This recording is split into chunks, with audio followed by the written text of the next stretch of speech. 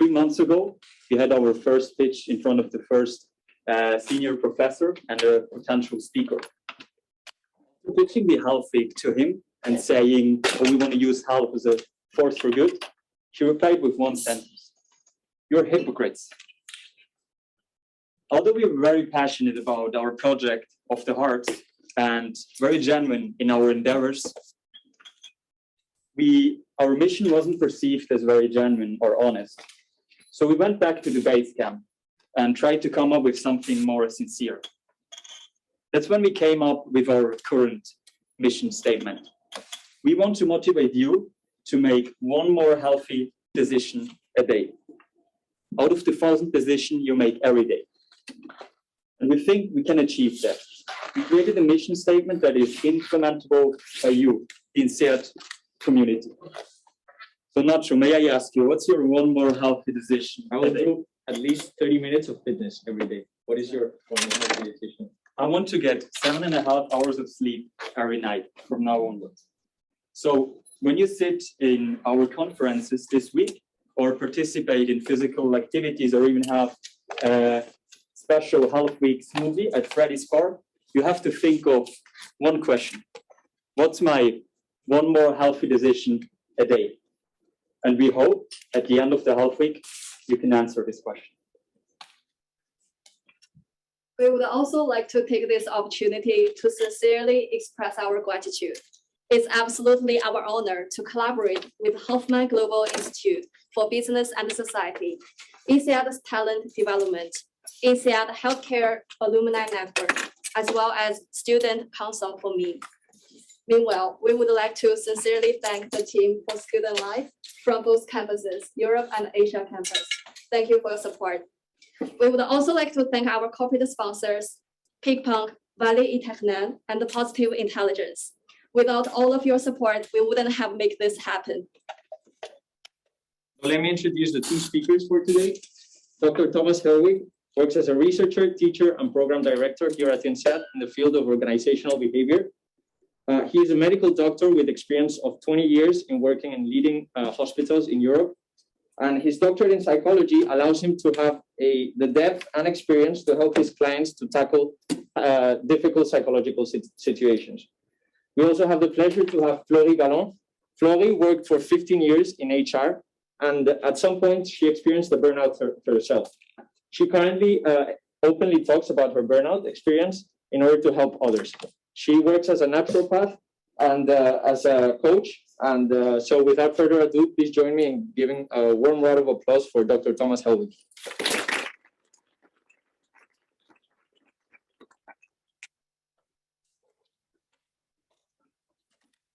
Now, let me say a warm welcome to everybody here in the room. And let me say a warm welcome to everybody here somewhere around the globe.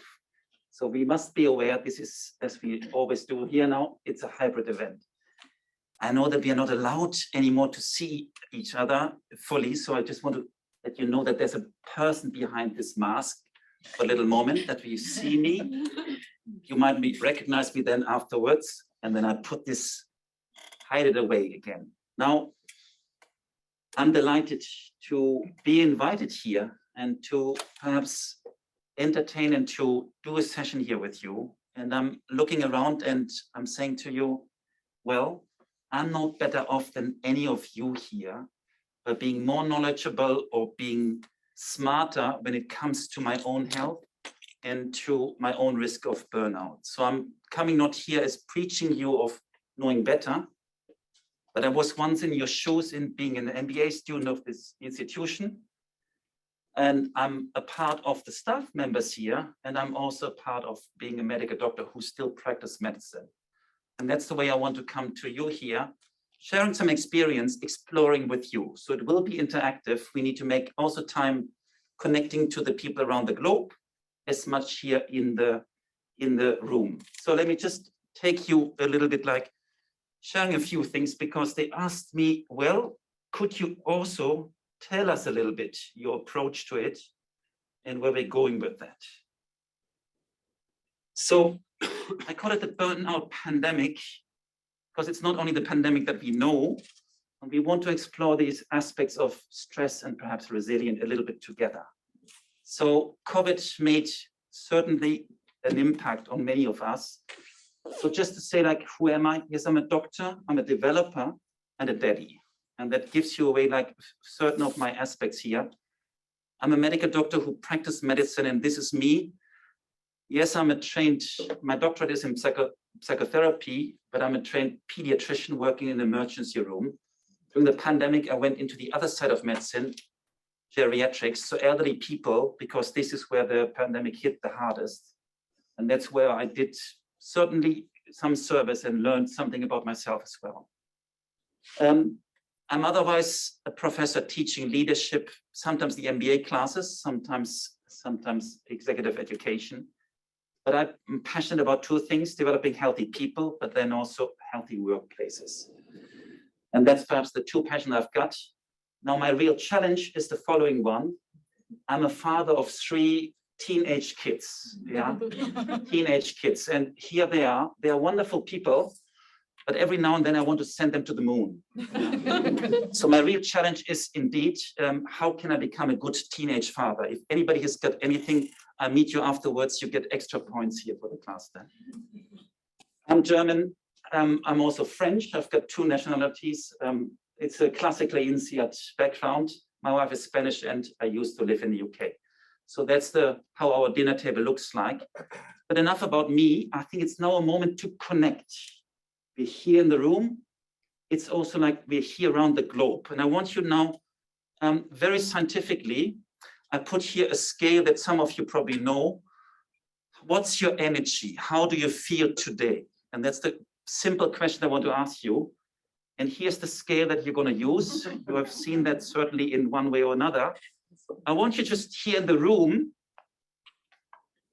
turn to your neighbor and just share what's the sheep that represents how you feel today when you come into the session. Now, before you're doing that here, let me also say the people around the globe, please put that in the chat box. Not only what's the number, but also why. Give us just 1 or 2 sentences why you feel like sheep number so and so. Okay? So everybody just turn for 1 minute. You only have 1 minute. Turn to yourself. What's the sheep and how do you feel today?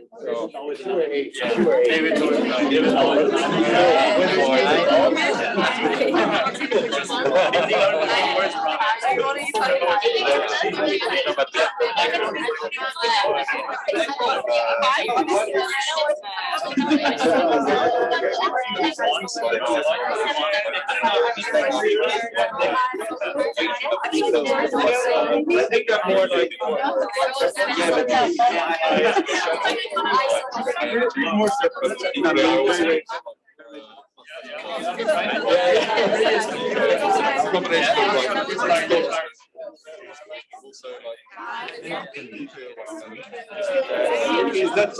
I can relate to that.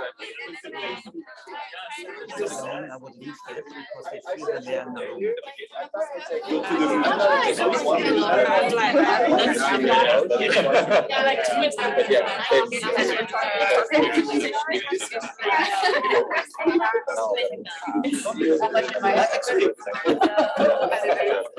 I was a 9 yesterday.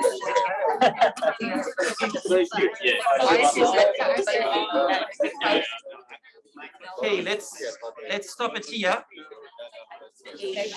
Let's stop it here. Now, I've got a tendency that I must tell you beforehand, I do sometimes cold calling. So if I come to you and say, what's your opinion? Don't take it badly. I'm a mean person, but it's just to get more out of it if it's a dialogue, not just a monologue. Okay. Don't know your name. What's your name? Liron. Liron. So what's your sheep number? I'm sheep number 1, I think, today. Why? Feeling a little aloof, maybe, like, good, it's like it's more in the middle. Yeah. Okay, great. Let's hear from one other person. I was sheep 8. Your sheep 8. Yeah, it started Why is that? I had a good morning, but then I was hunting apartments. Not so good. Not so good. Not so good. Now, here I've got now another question for you. Why is that important that we do this sort of check-in? Give me one good question, one good comment. Why is it important that we need to connect to each other? Why? I guess it helps us to reflect on what state we are, try to understand what it helps us to reflect not only what state myself are in, but also the person sitting next to me. But don't you know which state she is in? No, unless you communicate. No, unless we communicate. And sometimes these sort of things we don't tell each other. So I think this is almost like a very practical exercise. How do I feel, anchor myself, and how does the person feels next to me is a key point when it comes to our health. Let's go along with that. So what we want to do here is a little bit talking about mental health and talking about COVID as well. We want to explore one case, and we want to explore your case, your experience, and perhaps taking away one action. That's essentially where we want to go with that. So where are we here when it comes to burnout? I speak to you as a medical doctor, where probably it's one of the professions where we've got lots of burnout. We've got lots of burnout. And we've got also something which is probably similar to other professions. We don't talk about it. We don't talk about it because it's almost a taboo. I need to pretend I'm going through a 48-hour shifts. That's how I started my career, 48-hour shifts, and I'm not tired. I pretend not to be tired. That's the mindset in which we educate our doctors. Fair enough, it has changed since, but that's also like what I see sometimes in sort of business setting. What is when I was an MBA? How hard can I work? How many night shifts can I do? And if I say I need to sleep more than 6 hours, Jean, you're not a good MBA student then at INSEAD. But we selected you to be then. And it goes on and on. So it's the sort of mind in which we train ourselves. I want to just ask here just a simple question. How many of you have actually seen a person who has been in burnout? So it's not about yourself, but what about, have you seen another person who has been in burnout? Let's just do a quick show of hands. And just look around. So we can say half of us, we have seen that.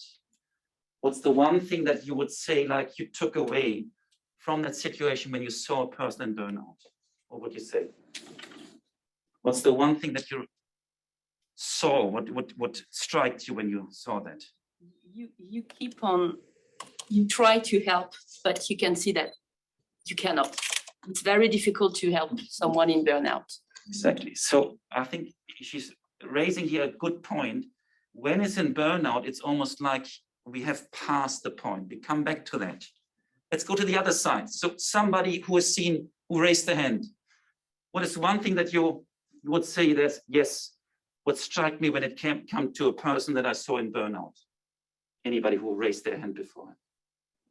So something that struck me was to Speak up because something that struck me was to see someone who loved their job not be passionate for it anymore, like completely losing passion for their job.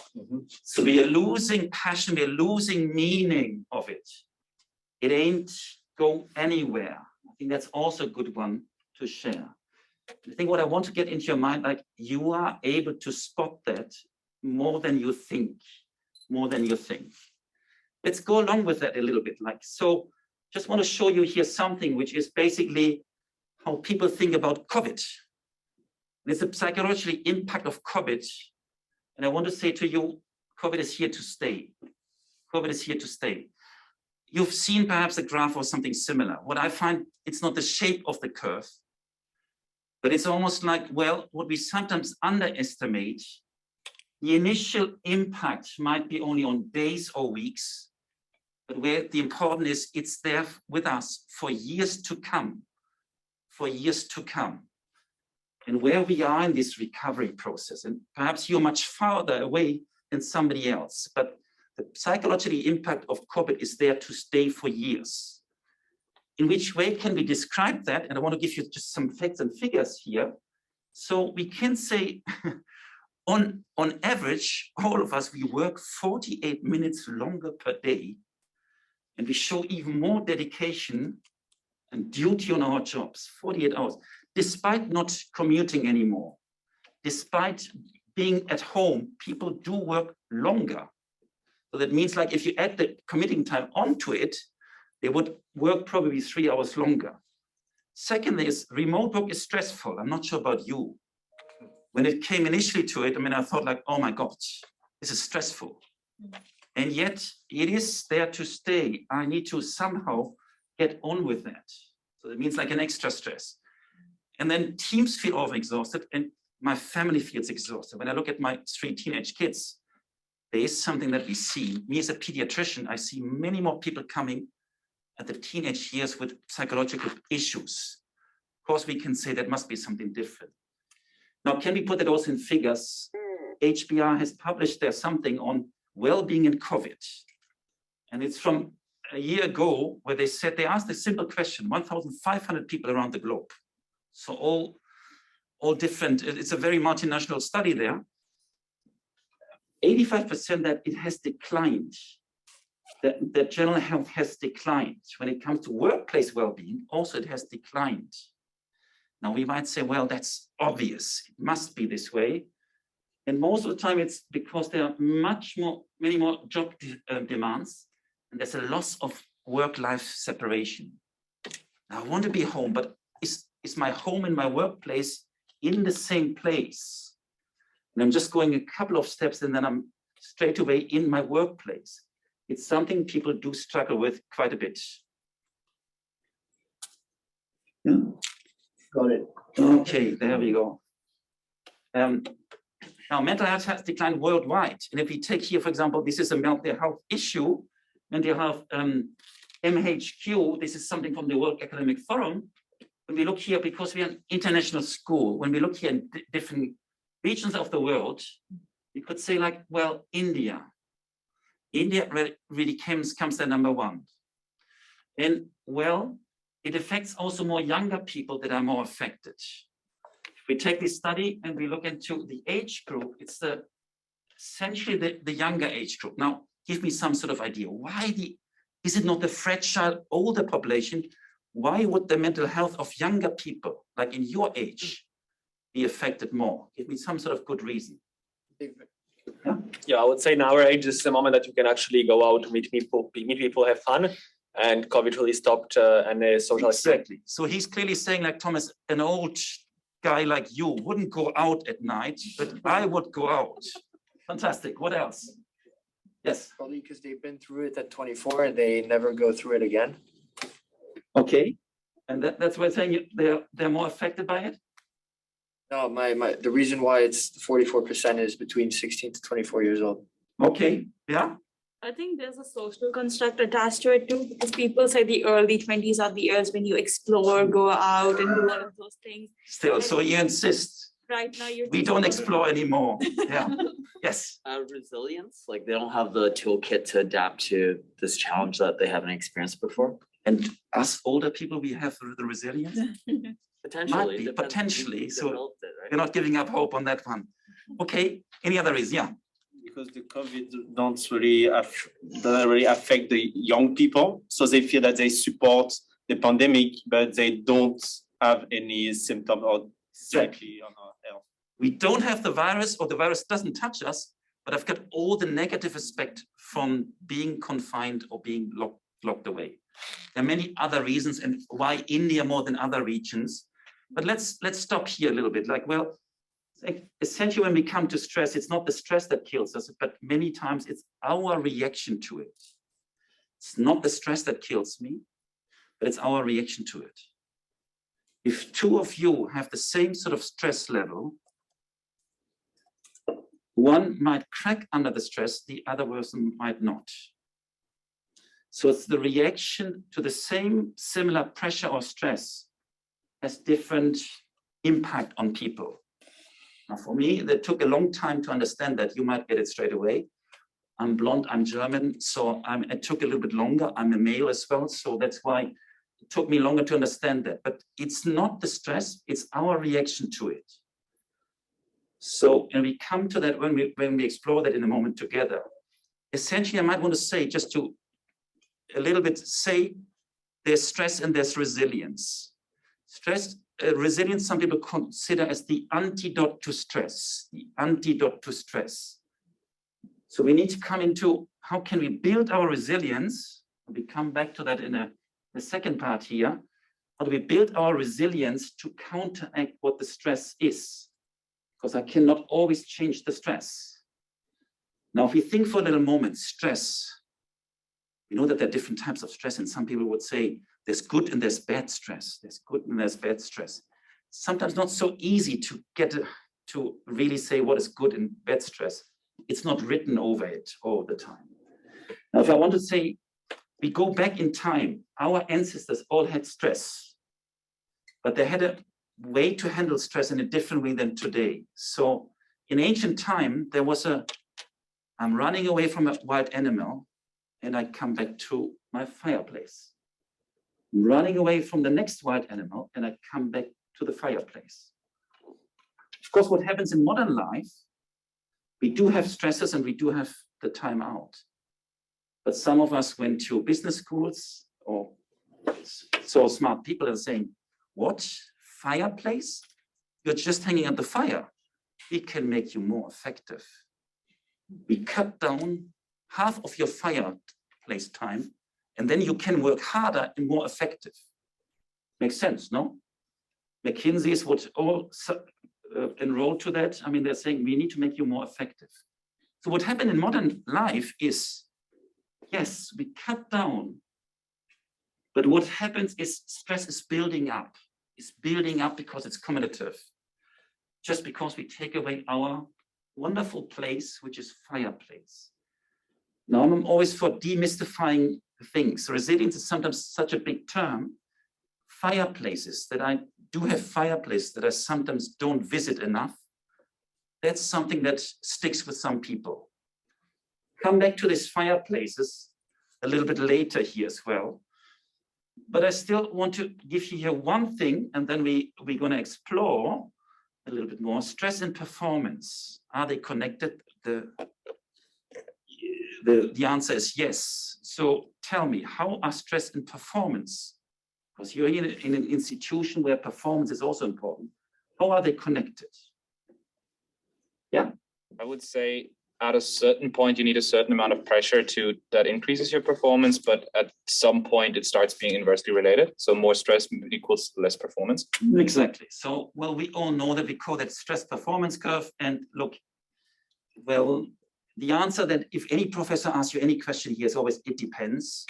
And then the second answer is to a certain degree, and we describe this sort of inverted U curve. And probably for those who started INSEAD just now, would say this one brings you through most classes. You would describe that and you would be perfectly doing here at INSEAD. Yeah? Joking aside, how does it really look like the stress performance curve? Yes, we've got something bore out. If you don't give me some pressure, I would be probably too loose.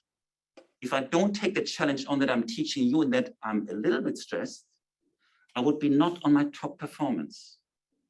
I would be not on my top performance. Some academics would say, but that's pressure, that's not stress. I don't get, I don't fancy about how we call it, but if we describe the right sort of thing, we all need some sort of healthy pressure, if we could agree. And then there is something called the tipping point. And from then, as you nicely described, I want to say the milk turns sour. The milk turns sour because then more stress brings performance down. There's something called the hyperactive stage. Jean, and how does it look like? It is when I think I'm so incredibly successful because I'm multitasking, and my wife looks at me and saying, you know what, you look like a headless chicken. You're running around and doing everything and nothing really works. So I still think of myself as being on top performance. People around me might have their doubts. Sometimes they don't share that with me, which is also one of these issues, but we've seen that in other people, in ourselves. And then it goes into exhaustion, and then it goes into burnout. Now, if we let's don't intellectualize this curve too much, but I think where we need to get into, do we notice early signs? Do we notice early signs in ourselves and in others? And the second thing is also like, well, what can we do about it? Yeah, so if we stay on these sort of two little things, do we notice early signs and how do we notice early signs? And then what can we do about it? Now let's start here first. Well, what could be early signs when I know that I'm coming to my tipping point. What could that be? Just give me a little sense there. What could that be? Before I get to my tipping point, what could that be? And by the way, this can be also like, is there anybody doing the comments on there? No? So the chat function is always available. Lack of sleep. Be here. Okay. Anybody here? Do you want to say something? It has already been mentioned about lack of passion during work. Lack of passion. So here is coming back. That could be also one. Any other early signs? Yes. I have a bad mood. I get frustrated quickly because my tolerance is not really high anymore. Bad mood as a sign of stress. You know, I did that. I ignored that completely, and then basically my daughter, my 15-year-old daughter, said to me, "Thomas, why are you so stressed today?" And I said, "No, I'm not stressed." I'm giving it away. She's right. I'm wrong. By being too irritable, that could be a sign of stress, whether I like it or not. Very good point. Yes. Some people start to eat a lot of junk foods. Personally, I eat a lot of gummy bears. And we know that this sort of, it could be this one, it could be the opposite. Some people, they stop eating almost like, and it could be also a sign of stress. Great. Now, yeah? Yeah, lack of focus and being restless all the time. Lack of focus and restlessness, yeah. And we hear also like, this is almost like memory loss. We've got here somebody saying memory loss in the chat function, and waking up in the night and feeling anxious about work. Helen, thanks for sharing this one. And I'm just saying that because the people here outside in the globe, they're still with us, and that's important also like to bring them in. Now, what I want to do now is, we heard that this session is not only me, but this session is also with Florie. And she did something very brave here. She said, I've been in this land where we all want to avoid to be. I've been into exhaustion. I've been into burnout. And she's coming here to say, like, I want to share some of that experience. So first of all, I want to say, like, well, we want to do now a little discussion with her. And what we want to do is like, well, she shares some experience, yeah? And first, I want to say, like, let's give her a nice, warm, welcoming applause, because it takes a lot of bravery to do so.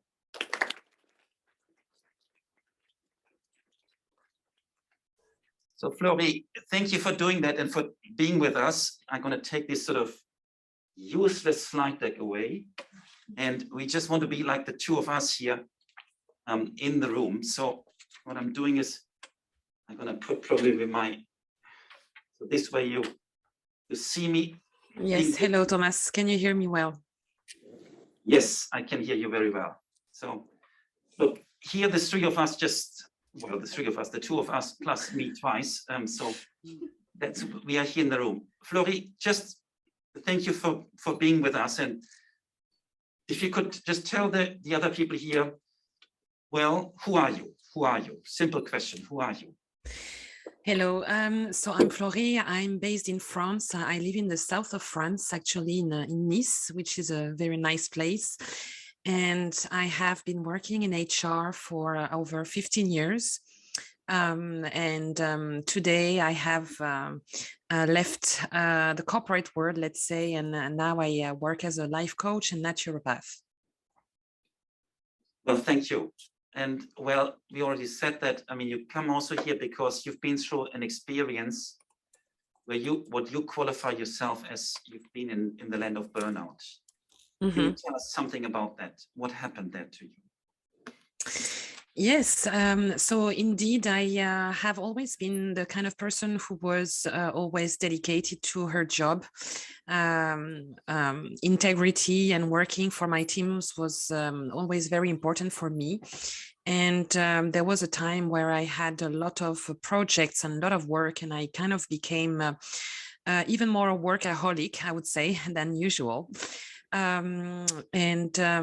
Especially when the lockdown in France in 2020 came around, there was obviously a lot of work for HR people at some point.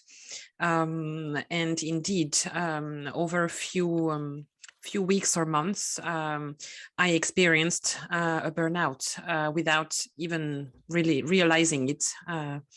myself. So this is why I wanted to share this experience with you today. Now, once again, this is brave to talk about that, and probably it brings some memories back, not always the nicest one. What would you say, Flori, when you look back? What were these early signs which you might have not recognized at the time, but where you're saying, like, now you understand what they are?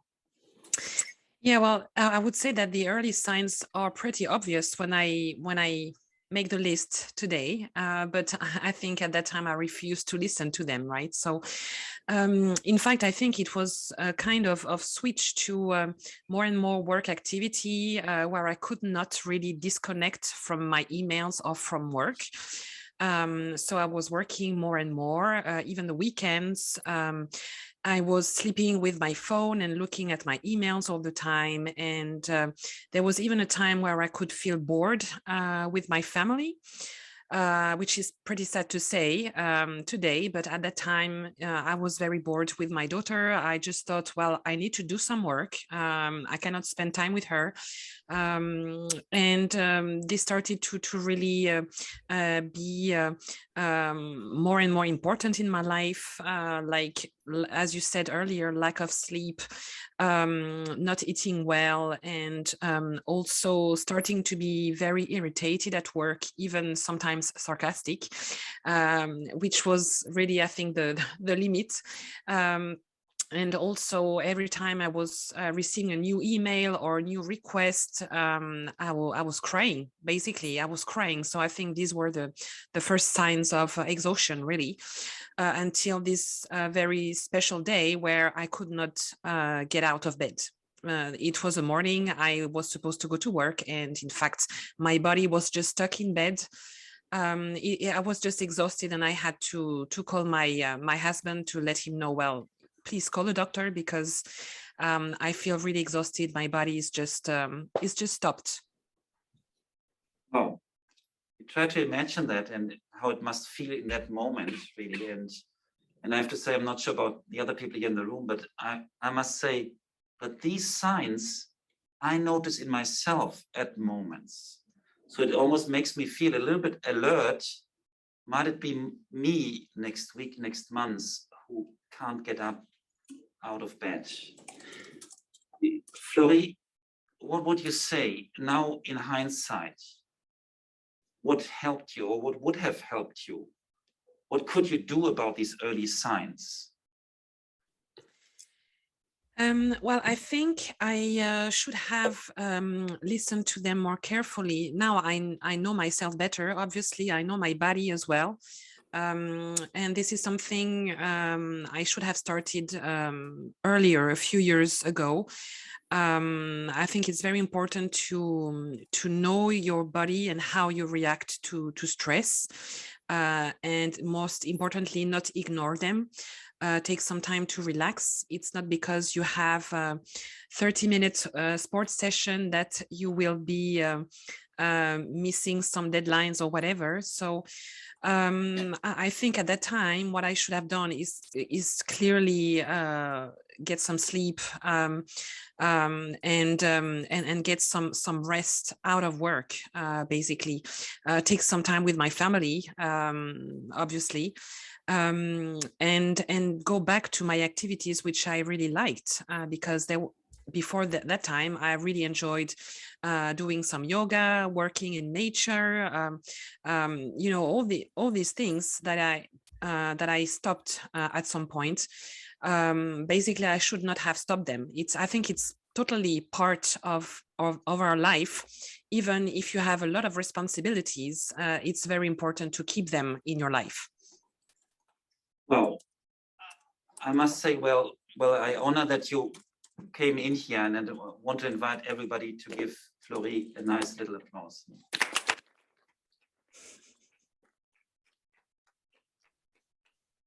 Now, I think what is important is, in some of the things you might have heard, we find ourselves. It's now time to connect to people, and I'm going to show you how we want to do that, because we want you to go into a little bit of sharing. Now, out there, people who are connected virtually, they will be in a small breakout room in a moment. And I want you to take really now some time there. I want to give you 10 minutes. 10 minutes when you talk to people around you. Now, how many people should you have? If you've got 4 people here, stick your heads together. And I want to encourage you, don't just connect to your best friends, but you might even move with respecting all the corona rules, but you might move to a different place here in the amphi, yeah, and connect to people where they're perhaps different from you, yeah. Staff might connect to students and vice versa, because this is the way we're not connecting with people we know very well, but with others. Now, what do I want you to talk about is the following.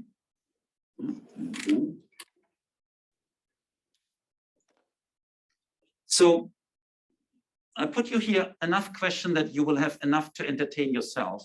You don't have to touch on all the questions, but essentially is how do you stay resilient and energized? How do you recognize your tipping point? What might be your early signs when you come to the tipping point? And the basic question is, do you recognize your tipping point? Or are you saying, oh no, I can go forever? How do you build your own resilience? Share what you do. You heard here some people already sharing what they do. Share in the small group what you do. And I think there's always an aspect looking after others. How do you help others around you when you notice? As we heard, we sometimes notice a colleague, a fellow student, what you do. 3 questions. I don't want you to take them that we need to cover everything. Take these 4 people and discuss for 10 minutes, and just enjoy and learn from the others. Share, exchange. Yeah, can we do that also like virtually? If you put them in breakout rooms for 10 minutes, please. Let's just take here the last few minutes here. Just want to share also like a little bit. Well, I do take an interest and I will share also like afterwards, like for those who want to do a little 5-minute read. This is something I've written about in INSEAD Knowledge. Of course, you can go down there yourself or we send it around. It's around how do we spot when an employee is secretly struggling. And that's not so easy to do, how to do that. I put there, it's a 5-minute read. If you don't have anything better to do today or in the next few days, you can go on that. It's from a couple of years ago, which is based on the research that we've done. I want to just come here to 2 or 3 points. One is going around leveraging for yourself. What are the fireplaces? The places of where you build your resilience, which you sometimes don't use. The networks that you've got that could give you help, but you don't reach out to them. Second one is going into others, helping others. And here I like this sort of, I need to challenge others as well, and giving him a feedback that, well, what's wrong today? Not by saying you're off, but I take an interest in there. Do get involved with others because it means like you care about others. And that means also like peer groups sometimes, like we've done here. And certainly there's people who've been into burnout. Flori would say that, some people around here in the room would say that, there also help is available. I never considered that, although I had stressful moments in my MBA. I never considered that, although there is help available in medical profession, we sometimes just block ourselves by saying, no, I'm showing myself as weak by reaching out to the professional help. And I think there are experts around here on this campus certainly to do that. I think in line with where the whole health week is going, I want to say, and we explored that in that little article, the 5 aspects of health: physical, mental, spiritual, emotional, and social. I won't go into details on all of them, but I just want to say like the physical, people focus so much on exercising, but we heard here already like sleep. Sleep is the other aspect of it. And we sometimes think like, oh, it's a competition, like how little I need to sleep. And only if I really feel tired all the time, then I'm a good and successful student, doctor, professional, and so on. Mental, it goes into reframing and sometimes reflection time. Spiritual, it goes into relaxation as well. Emotional, it goes into sometimes giving positive notes and gratitudes to people. And last but not least, the social goes with the networks. Now, I just want to put that I'm a medical doctor. I'm allowed to write prescription charts. Here's my prescription to you at the end of our session here together. And it's based on some research. It's based certainly on my work as a medical doctor and also like as a coach with executives and as a teacher here for some of my students who've been through, certainly. What's the one thing that I put first on that list, on that prescription? What would you say? The number one executive disease and sleep. It's a blockbuster drug. If you get your sleep sorted, and it's not only like, oh, I don't need 7 hours. This is WHO, by the way. It's a regularity.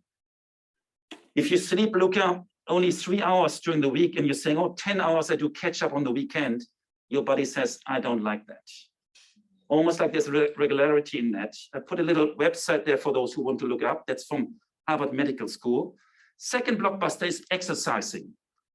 You would save more lives by getting you from a sitting mode into a more active lifestyle. Now, I might want to say most of you look like you're doing plenty of exercises. Don't underestimate, like, it's not always going to be this way. It could be also like a little bit later, like where you do need to do. Chandra and I, we might want to say, like, yes, we do need to put exercises into our daily life because it doesn't come so easy. Yeah? Third blockbuster drug that I've got for you is relaxation. Now, this is something like, hopefully many of you, you've got a relaxation practice. This is not esoteric. This is hardcore management, evidence-based. If you were to start a relaxation practice today, and you're doing 10 minutes 3 times a week, 10 minutes 3 times a week, and we do an MRI scan beforehand, and 8 weeks later, it could show you that your brain physically changes. Now, if you had any drug of this world and it would do the same effect, this would be what we call a blockbuster drug. This is something you've got in your hand, but of course you're telling me, Thomas, I don't have 10 minutes. I don't have 10 minutes. Now, I want to say to you, I'm like you. I sometimes forget that. I use this app that probably many of you know, called headspace.com. Anybody who's using this one? Tell us just in 1, 2 or 2 sentences, what is Headspace? It's an app that provides guided meditations. Yeah. So somebody, a voice you can choose, either female or male voice, talks you through basically 5 minutes, 10 minutes, whatever you choose. There are plenty of things. I don't have any share in this one. You choose whatever works for you. Many people are saying, do you really need an app? No, you don't. But do you do it without it? Sorry, I know myself. I don't do. Yeah. So, and then I want to say like 3 practices or rituals that I suggest to you. Express gratitude. Going along and saying to a colleague, I really like what you've done here for me, gives the colleagues the message, I care about you and I value the work you put in there. You know what, people, they're not always just, do you give me more financial reward for that? Saying thank you for something that somebody did is going massively. You know that 3-1 is not a football score, but we should give 3 times more positive feedback than negative feedback. I have to say I fail on that. I don't give enough positive feedback to my kids, to my students. You can take me up on it whenever I would teach you. And also like in my space with my wife. Do I say to her thank you enough? Probably not. She would at least tell you. Next one is reflection. Not sure about you. I'm constantly busy. Putting reflection time in needs an active moment to say that. Be smart. Say like, okay, at the end of the week, I stop in my favorite coffee spot and I take this half an hour with myself. They're looking for one action that you could do. I wonder whether you do enough reflection time here in the room or outside there. This could be also something like where you could look into. And last but not least, social context, what people call the vitamin F, family and friends. In times of stress, we don't reach enough out to them, and it's the opposite what we need to do. Now I have to say, like you get all these slides as well in the handouts then afterwards, if these kind people would do that. And I just want to finish here on 1 minute, my very personal advice to you. personal advice to you. What should you do right after this session? And here it comes. Are you suffering from exhaustion, sleep deprivation, headaches? Is your hair thinning? Do you ever wonder to yourself, what happened? Then you might be suffering from parenting. Parenting affects 10 out of 10 mothers and fathers around the world and can lead to extreme debt and loss of self-identity. You may need a fucking break. A fucking break lets you step away from it all. Results of a fucking break may vary. Side effects include a sigh of relief, decrease in blood pressure, and hanging with the boys. Do not take a fucking break if there's no one watching your kids, and if you've taken one in the last 24 hours. Talk to your spouse before you take a fucking break. Parenting is not easy. Take a fucking break.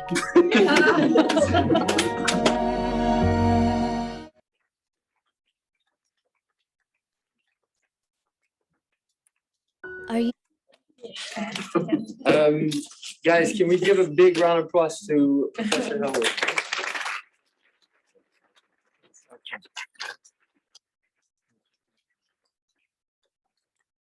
Just to let you know, this is our sponsor. It's a protein bar, fully vegan.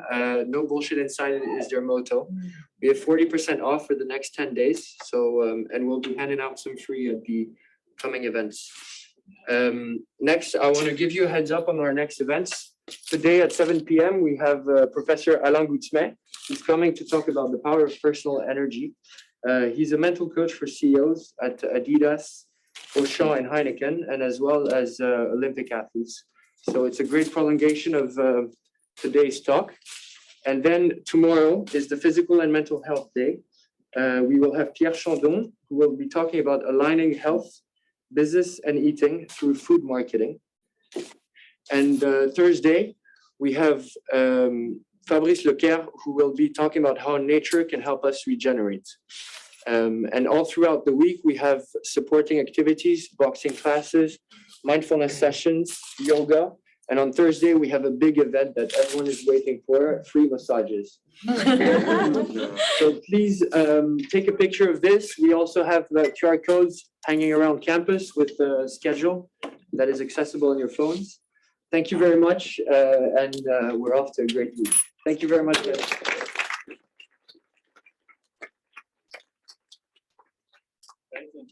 Before you leave, we have healthy lunch bags at the end, so we will distribute them afterwards. So come and grab one, and if you want to have a protein bar, let us know and distribute them as well.